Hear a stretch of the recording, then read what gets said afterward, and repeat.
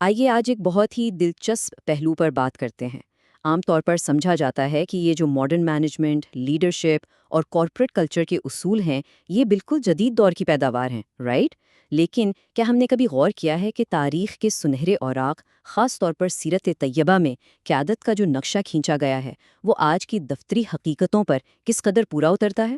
اس تجزیے میں ہم اسی کمال کے تاریخی ماڈل اور آج کے ماڈرن ورک پلیس کا ایک زبردست موازنہ کریں گے۔ تو آج کی اس نشست کا خاکہ کچھ اس طرح ہے۔ ہم شروعات کریں گے لیڈرشپ کی اصل بنیاد سے، پھر تاریخی اصولوں اور آج کی جدید حقیقت کا آمنا سامنا کرائیں گے۔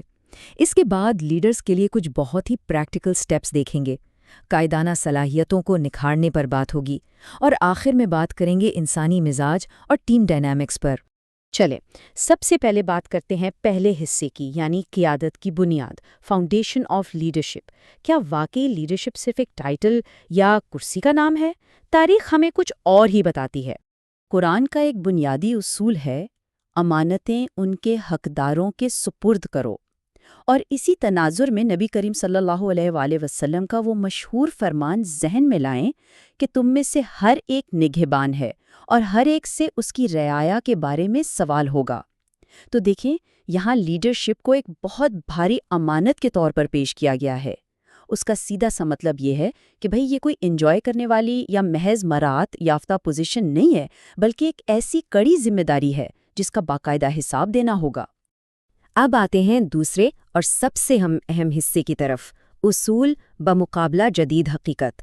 اب ہم ان عظیم تاریخی اصولوں کو آج کے دور کی خامیوں کے آئینے میں رکھ کر دیکھیں گے۔ لیڈرشپ کا سب سے پہلا اور مضبوط ستون ہے اولو العزمی۔ یہ کیا ہے؟ یہ دراصل ایک ایسا مستحکم اور پختہ ارادہ ہے جو کسی بھی حال میں ٹوٹنے نہ پائے۔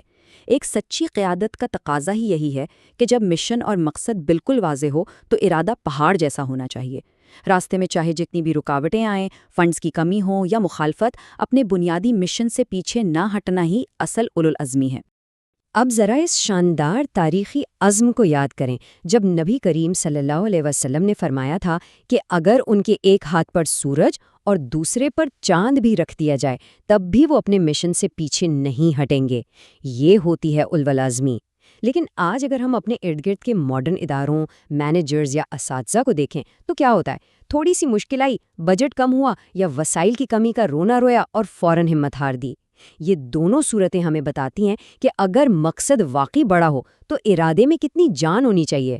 اسی طرح غزوہ خندق کا وہ تاریخی واقعہ جو ہم سب نے سن رکھا ہے، ہمیں بتاتا ہے کہ ایک عظیم لیڈر صرف اپنے علام دہ خیمے میں بیٹھ کر احکامات جاری نہیں کرتا۔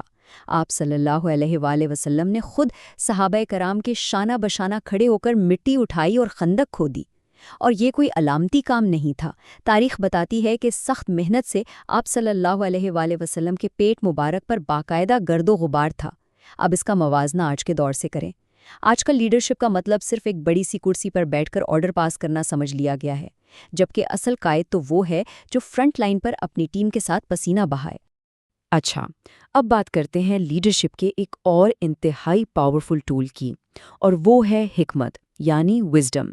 یاد رکھیں، حکمت صرف ذہین ہونے کا نام نہیں ہے، یہ وہ دور اندیشی ہے جس کے ذریعے بڑے سے بڑے تنازعات اور الجھنوں کو اپنی انا کا مسئلہ بنائے بغیر بہت ہی خوبصورتی اور مصلحت کے ساتھ حل کر لیا جاتا ہے۔ حکمت کی اس سے کمال مثال اور کیا ہو سکتی ہے کہ ہجر اسود کی تنصیب کا وقت یاد کریں، جب مختلف قبائل کے درمیان ایک بہت بڑی اور خون ریز جنگ چھڑنے کا خطرہ پیدا ہو گیا تھا۔ تب وہاں لیڈرشپ نے کیا حکمت دکھائی؟ ایک چادر بچھائی گئی اور تمام حریف سرداروں کو ایک ساتھ پتھر اٹھانے کا موقع دیا گیا۔ مطلب سب کی عزت بھی رہ گئی اور ایک یقینی جنگ بھی ٹل گئی۔ اب ذرا آج کے جدید اداروں پر نظر ڈالیں، وہاں کیا ہوتا ہے؟ ذرا سی بات پر چھوٹے موٹے انا کے ٹکراؤ اور دفتری سیاست کی وجہ سے پوری کی پوری آرگنائزیشن تلخ دھڑوں میں بٹ کر تباہ ہو جاتی ہے۔ ایک اور زبردست پہلو مشاورت کا ہے۔ غزوہ احد اور خندق جیسے انتہائی نازک اور جنگی حالات میں بھی ٹیم سے باقاعدہ مشورہ لیا گیا۔ ذرا سوچئے، وحی کی براہ راست رہنمائی موجود ہونے کے باوجود ساتھیوں کی رائے کو اہمیت دی گئی تاکہ ٹیم میں ایک اپنائیت کا احساس پیدا ہو اور برکت آئے۔ لیکن ہماری آج کی ماڈرن مینجمنٹ کا کڑوا سچ کیا ہے؟ اکثر جگہوں پر ہمیں ایک عجیب سی ڈکٹیٹرشپ نظر آتی ہے۔ ایسے لیڈرز جو خود اندر سے غیر محفوظ ہوتے ہیں، وہ بس اپنی انفرادی رائے کو پوری ٹیم پر زبردستی مسلط کرتے ہیں، کسی کی سننا گوارا نہیں کرتے۔ اور ہاں، عدل و انصاف کے بغیر تو لیڈرشپ کا کوئی تصور ہی نہیں ہے۔ عدل و انصاف اس پورے سٹرکچر کی بنیاد ہے۔ تاریخ کا وہ بے مثال اور سخت اعلان دیکھیں جہاں واضح کر دیا گیا کہ اگر قانون توڑا گیا تو چاہے لیڈر کی اپنی بیٹی یعنی حضرت فاطمہ رضی اللہ عنہا بھی ہوتی تو قانون برابری کی سطح پر لاگو ہوتا۔ یہ ہے اصل میرٹ۔ اس کے بالکل برعکس آج کے ہمارے تنظیمی ڈھانچے سفارش، اقربا پروری اور اپنے پسندیدہ لوگوں کو نوازنے کی دیمک کی وجہ سے اندر سے بالکل کھوکھلے ہو چکے ہیں۔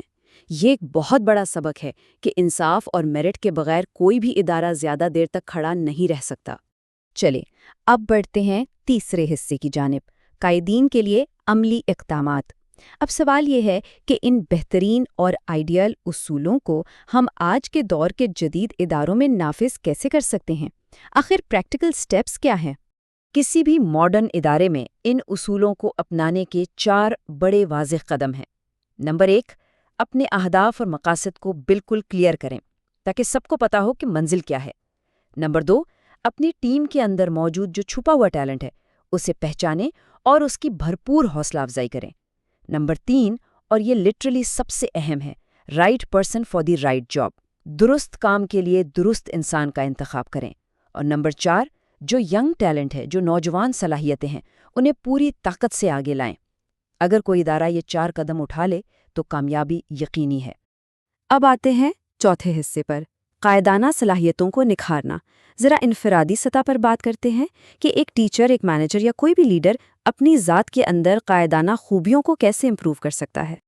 دیکھیں، اگر اپنی لیڈرشپ کو نکھارنا ہے نا تو منفی اور مثبت رویوں کا فرق سمجھنا بہت ضروری ہے۔ مثال کے طور پر تکبر کرنے اور صرف دوسروں کی غلطیاں نکالنے کے بجائے خود احتسابی اپنائیں، اپنی غلطیوں پر نظر رکھیں۔ اسی طرح مشورے سے دور بھاگنے کے بجائے مسلسل سیکھنے کا عمل یعنی کنٹینیوس لرننگ کو اپنائیں۔ منافقت کی جگہ لیڈنگ بائی ایگزامپل کا اصول اپنائیں، مطلب جو کام دوسروں سے کروانا ہے وہ پہلے خود کر کے دکھائیں۔